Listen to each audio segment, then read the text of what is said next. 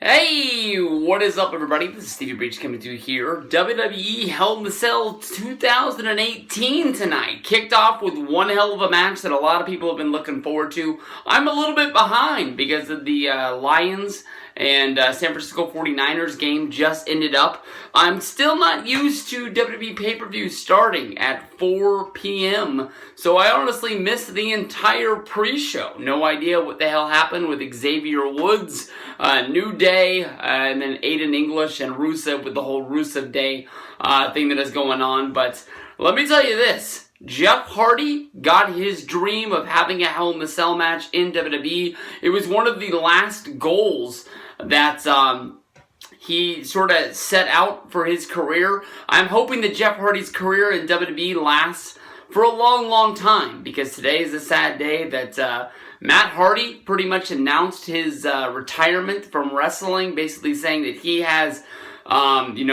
fulfilled all of his contract with WWE. He has all of his dates used up, and he is basically going home and starting his new part of his life, where it looks like he is not going to be involved with wrestling full time, at least not with WWE. Who knows if maybe Impact Wrestling will find a way, or maybe Ring of Honor can bring him in. He had both high points of his career in both of those companies before coming back to WWE after sort of having that bottoming out part of his life. So we'll have to see what goes on with Jeff, but Jeff can go home happy. I'm sure he's a little bit banged up and bruised after this match with Randy Orton, but he possibly had one of the best Hell in the Cells that we've seen in the last 10 years since we've been talking about the PG era of WWE and the Hell in the Cell not really meaning as much as it used to. They might have painted that thing red, but the style of matches that they have inside those cells now, they don't really even use the cell. It's almost like the cell was only the boundaries for the match, maybe telling a story that somebody can't run away or somebody can't get in, but you don't really see guys using the cell to its fulfillment, like it's to its fullest during these matches. This match basically was a TLC match inside of the Hell in the Cell. Very early in this match, Jeff Hardy found tables, he found ladders, he pulled those out and used them in the match. The big spot that everyone's going to be talking about is that Jeff Hardy had a small ladder behind a big ladder while Randy Orton was laid out onto a table. From there we saw it looked like Jeff wanted to leapfrog from the small ladder over the ladder going through the table, but changed his mind, climbing to the top of the tall ladder, reaching up and grabbing the cell to the point where he was actually like a gymnast in the Summer Games, swinging back and forth before letting go, like almost doing like a suicide dive, but landing on his back through the table because Randy Orton moved. From there, basically, the referee knew that Jeff was hurt and he was calling for EMTs immediately, telling them just to raise up the cell. But like a vulture, Randy Orton licked his lips, walked over and ordered the referee to do his job and count the 1, 2, 3. From here, Orton gets the win at Hell in the Cell. Possibly one of the biggest wins that Orton has got as of late. Who knows if this is going to sort of move him up into the title picture against the guys like AJ Styles, or if he's just going to keep filling the sort of like the mid-card United States Championship sort of picture. But like I said earlier, this easily was one of the best Hell in the Cells that WWE has had in a long time. Jeff Hardy, I'm hoping, isn't heading home much like his brother Matt did. Hopefully Jeff will have a good long singles run in WWE, but you gotta know that Jeff is just as beaten up and bruised possibly as Matt is, and who knows how much longer this career is going to go. So thank you to Jeff, thank you to Matt, and that was one hell of a match, the pay-per-view. All the talk of WWE SmackDown between Charlotte and Becky Lynch has finally came to the day of WWE Hell in a Cell 2018 as we had Charlotte and Becky Lynch battle it out, friend versus friend, foe versus foe, as of last week, with Becky Lynch attacking Charlotte, coming out of the stands and attacking Charlotte as she posed with a fan for a selfie ringside. That friendship has basically been flushed down the toilet. But tonight was Becky Lynch's night against Charlotte. Charlotte fought one hell of a fight against Becky, but came up empty-handed as Becky Lynch wins the Women's Championship from the SmackDown brand by beating Charlotte.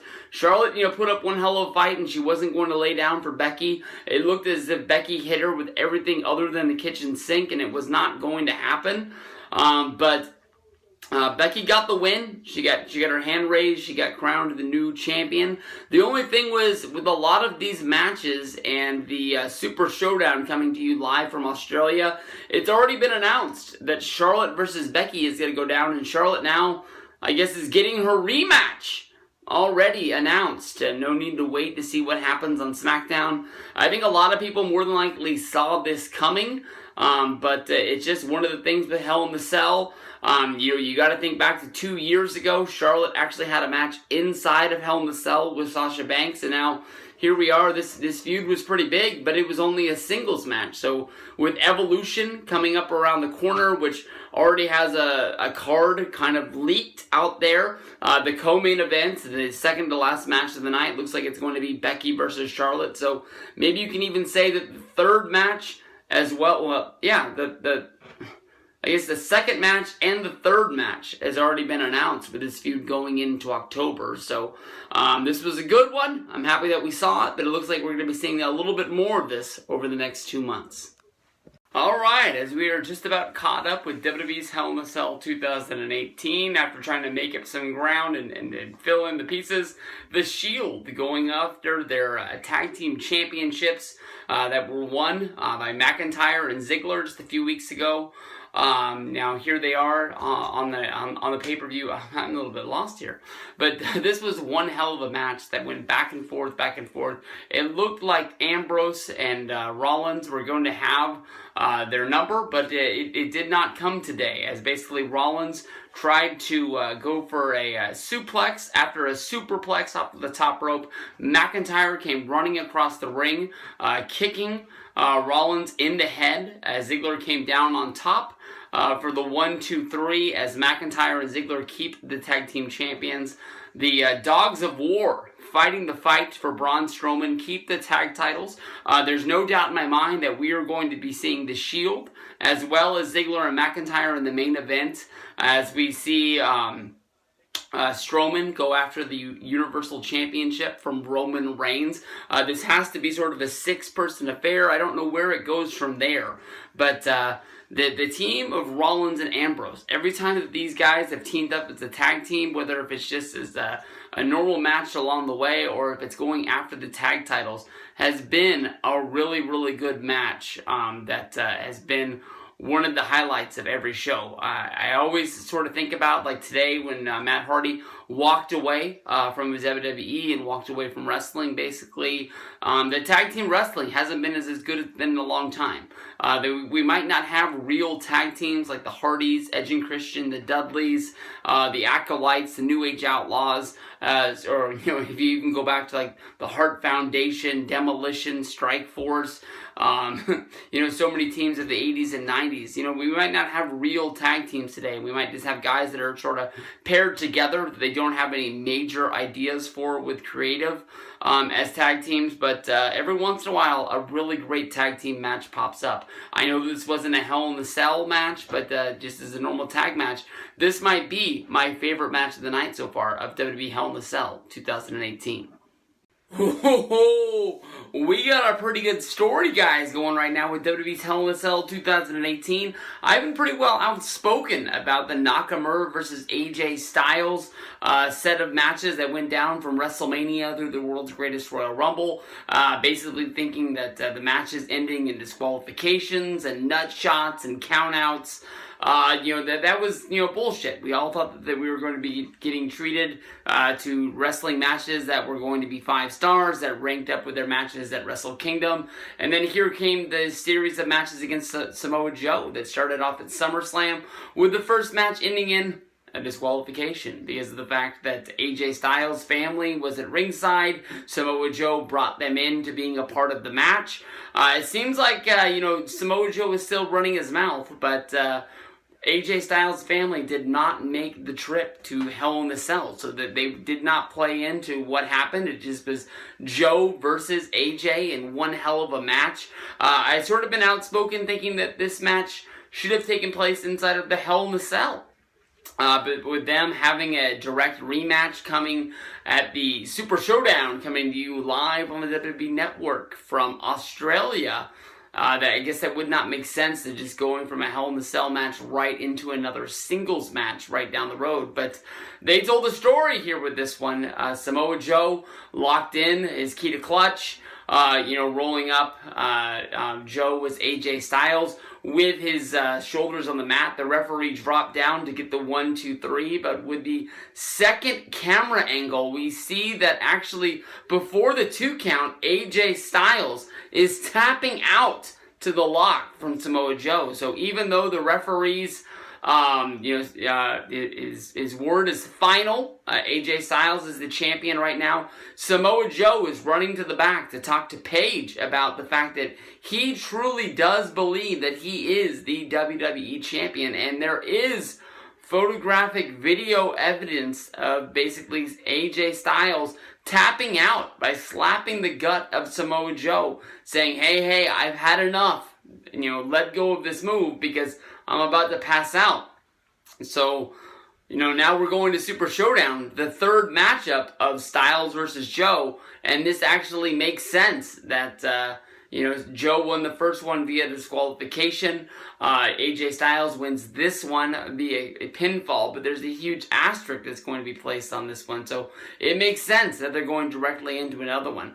Joe had AJ's number. In this match, AJ Styles was basically being held up by the ropes. He was a wet noodle laying there in the middle of the ring that just basically was hitting moves on Joe, but really had nothing left. It was almost like he didn't even really know where he was. I think when it comes to the Super Showdown, Joe's going to have AJ's number. As we continue on with WWE's Hell in a Cell coverage of 2018 show, we have a one hell of another upset. We have The Miz and Maurice beating Daniel Bryan and Brie in the mixed tag event that happened in the middle of the show. Of course, this was a great commercial. Neither of these teams will competing in the Mixed Match Challenge, but the Mixed Match Challenge coming up with season number 2, starting sooner than later, is going to be a big hit. We've already seen R-Truth and Carmella teaming up on Monday Night Raw, getting us ready for what's going to be going down. The Mixed Match Challenge was a pretty fun show that didn't really mean a whole lot in the grand scheme of things, but it gave us something to watch on Tuesdays and something to sort of cheer for as the tournament went on for charity. But in this match, Miz and Maurice pull out the win. Miz and Daniel Bryan basically fought a main part of this fight. Brie kept on trying to get at Maurice, but Maurice kept on doing her chicken roll, trying to run away. But we actually saw Brie get her hands on Miz, punching him in the face, and trying to get revenge for what Miz has done to the, I guess you can call it the Danielson family, because that's what they call it on Total Bellas and on Total Divas. So, but as Maurice and Miz try to make their escape from the match, just basically calling it quits and saying that, hey, we're out of here. Daniel Bryan and Brie went to the outside to attack the couple from behind, where Brie threw Maurice back into the ring to get back into it. But as Brie was getting into the ring, Maurice outsmarted her by rolling her up for the 1, 2, 3. The trickery victory. I know that we're continuing on to the Super Showdown, where we already have the match named. It's Miz versus Daniel Bryan for the number 1 contendership for the SmackDown WWE Championship, which looks like it's going to be going down at that show. Samoa Joe versus AJ Styles for a third time. This could go either way. Miz has 2 big wins in a row. But who knows? Daniel Bryan could get the win at the Super Showdown to make him the new #1 contender. It could be a good match against AJ Styles or Samoa Joe in some sort of a dream match that we've never seen before. Or if it happened way back in Ring of Honor, I've never seen it before. But, I'm thinking that as of right now, Daniel Bryan has to be the favorite going into the Super Showdown #1 contenders match because of the fact that he's lost the last 2 matches to Miz and Maurice at SummerSlam as well in Hell in a Cell. Ronda Rousey versus Alexa Bliss in the co-main event spot at WWE's Hell in a Cell 2018. Alexa Bliss was joined by Alicia Fox as well as Mickie James down to the ring, and then Natalya made her way down with Ronda Rousey trying to even the score, as basically the early part of the story of the match was that Mickie James and Alicia Fox wanted to get into this match to try and level this out for Alexa Bliss. But Ronda Rousey basically openly challenged them to come into the ring, and they wanted no part of Ronda Rousey. As Ronda Rousey was fighting with Alexa Bliss on the outside of the ring, basically they were just spectators at ringside, minding their business. They did not want any part of Ronda Rousey out there at ringside, but one thing led to another, and Alexa was able to gain advantage at the early part of this match, where she basically was doing Twisted Bliss onto Ronda Rousey's ribs, which was the equalizer for the majority of this match, where Ronda was basically trying to gain any sort of offense to get into this match, but because of the injury to the ribs from the continuous sort of, I guess you could call them like standing moonsaults, I guess is what Alexa Bliss does, but she has that little cartwheel effect to it. I've never really liked that move for her. It's never really looked good on television, whether if it was in NXT or if it was on the main roster. It doesn't ever look like she lands it, but Ronda couldn't really get anything going to the point where Alexa was openly taunting Ronda Rousey on top of her, and Rousey almost basically hulked up, where she basically got to her feet and just stared down Alexa Bliss to the point where she knew that she was in trouble, where she locked into the armbar, keeping her championship.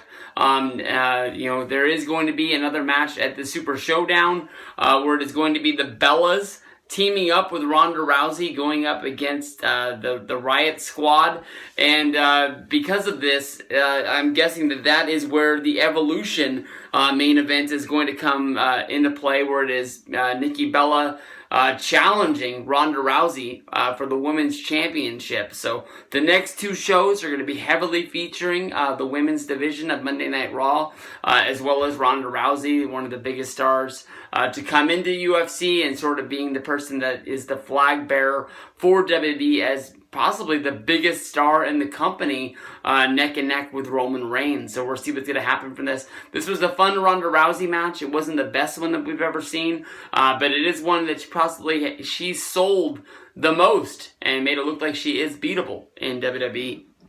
Here we are at WWE Hell in a Cell 2018, and Brock Lesnar has emerged from the ashes. I thought this guy was out of WWE, heading to UFC, but here he is making an appearance at WWE Hell in a Cell 2018, coming out during the Hell in a Cell match between Braun Strowman and Roman Reigns. This guy is pissed. You can tell that this guy wants his Universal Championship back. He's mad at Strowman. He's mad at Roman. He wants a piece of everybody. Basically, Kurt Angle, I thought, gave him his walking papers by telling Paul Heyman that he would never get a rematch for the Universal Championship. But he has come down and he has caused havoc. My favorite thing of this whole entrance of Brock Lesnar coming down was Paul Heyman's face as Brock came walking out of the back. Just basically looking at everybody, strutting down to the ring, saying, yeah, we're here, we're gonna fuck some shit up, and let's go. They made their way down to the ring, and it was just an all-out Heyman versus the referee. Heyman telling the referee, hey, you either give us the key or Brock's coming after you to get the key. But Brock didn't need the key. He just kicked in the door, just like Kane coming in during that first one. He came in and he messed everyone up. The only thing is, as Brock is leaving the chaos inside of it, we already have Ambrose, we already have McIntyre, we already have Rollins, we already have Ziggler, all out at ringside, who've already all made an appearance in this cell match, fighting on top of the cell, fighting around the cell, falling off the cell. Somebody's going to get in that cell now because there is no door, and I think that is going to be the final answer to what. No, the show's over? They're just calling it in. Whoa. Oh, no winner. Strowman's going to lose that case? Oh, I didn't think this was going to be the end of it. Wow, it's over. Hey, what is up, everybody? This is Stevie Reach coming to you here. The main event of WWE's Hell in a Cell 2018 ends in a no contest as Brock comes down and just fucks everything up. What an ending to this Hell in a Cell show, which I can honestly tell you was pretty damn good. Pretty fun to watch here. I just wish that they had different start times. You can watch the end of your favorite NFL football team playing the 1 o'clock games. But as this match started, the cell made its way down. Then we had Mick Foley making his entrance, followed by Braun Strowman. And Roman got in the ring and got right into the face of Braun and held that Universal Championship up and just basically said that this is what it's all about. This is what we're fighting for. And Braun was up to no games here. Basically, Braun ripped the title out of Roman's hand and threw it down and brought the fight to Roman right away as he beat down on him. This match was very, very fun. We saw Roman get the advantage. We saw Strowman throwing Roman around. We saw the beatdown. At one point, we had the cavalry coming down. We had Ziggler and McIntyre making their way down to the ring, where basically they were trying to get the key from the referee to get into it. They were met by Seth Rollins, who made his way running down to the ring. It was a 2-on-1 affair before Dean Ambrose made his way down to the ring, and the fight was on outside the cell to see who was going to be the one to get into the cell. At one point, Ziggler had enough of the fight, and he actually was running away from Rollins, fought his way up the cell. Rollins made his way up there, and as the two fought on the outside, McIntyre was able to get the equalizer on Ambrose, and McIntyre made his way up to make it a 2-on-1 affair where Rollins was sort of pinned down and beat up by McIntyre and Ziggler before Ambrose found his own equalizer, climbing to the top of the cell with the Singapore cane, knocking everybody out, knocking everybody down, making it where it just was all out. Fight going on inside of the cell as Roman and Strowman were still fighting. At one point, Rollins and Ziggler tried to fight their way down to the cell as Ziggler was trying to run away. This, of course, leads to both of them falling off the side of the cell, going through the announce table as Michael Cole was able to warn everybody to get the hell out of here, that it was time to go. At one point, out of the middle of nowhere, Brock Lesnar appears, making his return to WWE, coming down, kicking himself inside of the cell. One of the most badass things I've ever seen is after he kicked the door in, he laid his own ramp going up the door to make his entrance into the ring, where he just beat up Strowman, he beat up Lesnar, he laid everybody out, where he used a piece of a table that had been used earlier in the match, and he just left everybody laying. And as he made his way to the ring, I was thinking, I guess this is where we're going to see, Ziggler, Ambrose, Rollins, and McIntyre make their way into the ring, and just, everybody, cause complete chaos. And they throw up the WWE Network Hell in the Cell logo in the corner. And the show's over. It's only 7:47. At this time, it's been a couple minutes. There was 15 minutes at the top of the hour. I thought they would have finished the match. I know they've already announced a 6-man tag for the Super Showdown. I'm guessing we're going to be seeing some sort of 3-way, Brock, Roman, and Strowman. I'm guessing Survivor Series. Heck, maybe WWE Women's Revolution pay-per-view. Maybe it's where it's going to go down. But Brock staying in WWE, not going to UFC, is possibly the biggest story of the night. Hey, what is up, everybody? This is Stevie Breach covering WWE Hell in the Cell 2018. I made a video just a minute ago commenting about the main event of Roman Reigns and Braun Strowman in the WWE Hell in the Cell, calling this a pretty good show. As I said that, I think if you go back and you watch my face, I'm not 100% sure this was a great show. I think this was a good show. I mean, I came into this a little bit late. I had to play a little bit of catch up. I think that the best match of the night was honestly the first match, the Randy Orton versus Jeff Hardy, WWE Hell in the Cell. It was always Jeff Hardy's goal to wrestle in a Hell in the Cell. It's one of the reasons why he came back to WWE to return with his brother. It's been his goal to sort of work towards a Hell in the Cell match. I think it would have been cooler if the Hardys could have been a team inside of Hell in the Cell, but that was not meant to be. Instead, having Jeff against Randy was a really good opponent, going back to their Royal Rumble feud from well over 10 years ago. I thought they were given a whole bunch of time, 25 minutes for a mid-card match that took place inside the Hell in the Cell. Was a lot longer than I thought it was going to be. Jeff got to do his monster spot. He's probably going to miss a little bit of action, but with his brother retiring, I think a lot of people in the upcoming days are going to be wondering when and if Jeff Hardy is going to return to WWE. The show opened with the pre-show match with the Tag Team Championships on the line between Rusev Day and the New Day. The New Day were able to get the win because of WWE's new, I guess you can say longer WWE pay-per-view time that they get. I was not able to watch this because my 49ers and Lions game had not ended yet, and that was a higher priority for me. So however it happened, The New Day keeps their championships. The Becky Lynch versus Charlotte Flair match was one of the matches that I did sacrifice a little bit, skipping about 5 minutes into the match, trying to play catch up. But Becky surprised us all by getting the win over Charlotte.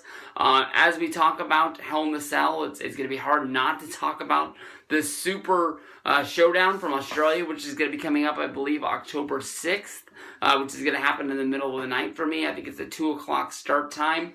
But there already is a rematch in the making. It's already planned. And Becky's going to be putting the championship on against Charlotte. So no real surprise that Becky got the win here, but she becomes the 2-time champion.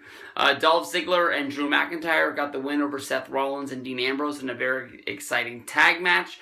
Where basically there was a superplex off of the top rope by Seth Rollins to Dolph Ziggler, and as he tried to pick Ziggler up for another suplex, he was kicked in the head by Drew McIntyre, where Ziggler fell on top of Rollins for the 1-2-3, keeping them as the tag team champions.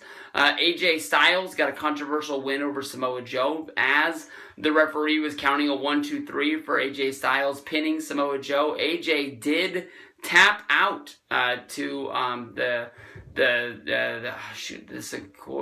can never say it right, so I'm just going to call it the Joe Clutch. And Samoa Joe lines up a rematch coming up in 3 weeks on the Super Showdown, where there was going to be no way to win this match other than pinfall. No reasons to complain. Paige has already put the match into motion. AJ putting the title on the line one more time against Samoa Joe. Then we also go to Miz and Maurice stealing a victory as Maurice rolls up Brie Bella in the mixed tag match.